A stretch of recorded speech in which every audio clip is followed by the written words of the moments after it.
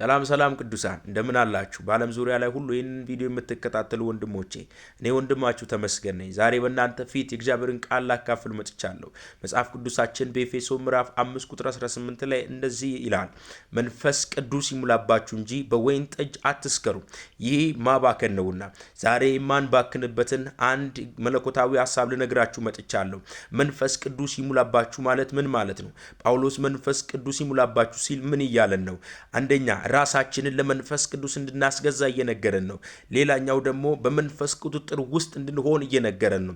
መንፈስ ቅዱስ በእኛ ላይ እንዲገለጥ፣ መንፈስ ቅዱስ እንዲሞላን ራሳችንን ለመንፈስ ቅዱስ እንድንተው እየነገረን ነው። መንፈስ ቅዱስ በእኛ ሕይወት ውስጥ ሲያልፍ፣ መንፈስ ቅዱስ ማንነታችንን ሲቆጣጠር የሚገለጠው ኢየሱስ ነው።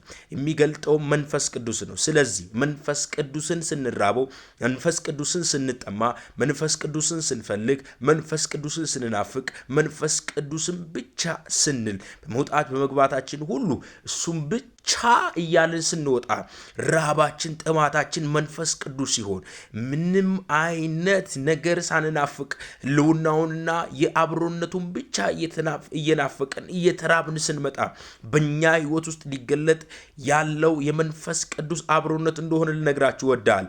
መንፈስ ቅዱስ የሚሞላን የዛኔ ነው። መንፈስ ቅዱስ የሚሞላን የዛኔ ነው። በቆይታ ውስጥ በሐዋርያት ህይወት ውስጥ መንፈስ ቅዱስ ኃይል እንደተገለጠ ዛሬም ደግሞ በእኛ ህይወት ውስጥ በምንራብበት፣ በምንጠማበት፣ በምንፈልግበት ጊዜ ራሳችንን ለሱ በሰጠንበት ጊዜ ያለ ጥርጥር መንፈስ ቅዱስ ይሞላናል። ያለ ጥርጥር የመንፈስ ቁጥጥር ውስጥ እንሆናለን። መንፈስ ቅዱስ ደግሞ ሲቆጣጠረን በክርስትናችን ድል ነሽ እንሆናለን።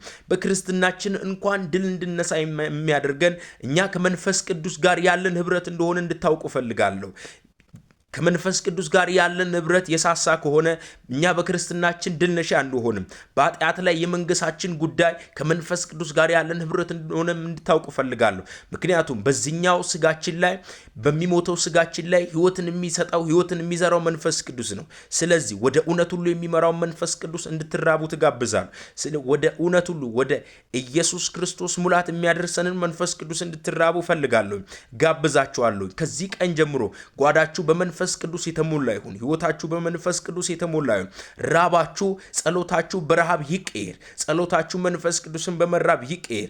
እሱን ብቻ ሽተቱ፣ እሱን ብቻ በሉ። ህልውናውን መገኘቱን መንፈስ ቅዱስን ብቻ ፈልጉ።